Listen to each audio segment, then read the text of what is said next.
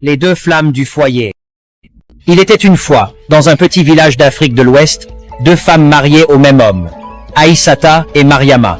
Elles vivaient dans la même concession, autour du même grand foyer de terre, où chaque matin le feu accueillait la journée. Aïssata était douce et patiente, toujours la première à allumer les braises, et préparer le mille pour tous. Mariama, elle, était vive et fière, douée pour conter des histoires et chanter pendant qu'elle cuisait les plats. Si le foyer était le cœur de la maison, elles en étaient les deux flammes. Mais un jour, une grande sécheresse frappa le village. Le bois devint rare, et il n'y avait plus assez pour que les deux femmes cuisinent chacune séparément. Elles durent partager le même feu, et ce fut le début de disputes quotidiennes. « Tu prends trop de place, et toi, tu souffles trop fort sur les braises. » Un matin, le vieux griot du village passa par là. Il les observa se chamailler puis dit « Savez-vous ce qui se passe quand deux flammes s'affrontent?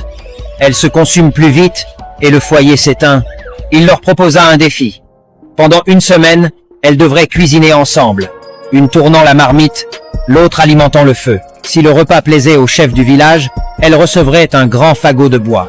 Au début, ce fut difficile. Mais peu à peu, Aïssata apprit à apprécier les chants de Mariama pendant qu'elle touillait. Mariama, elle, découvrit que la patience d'Aïssata donnait meilleur goût au plat.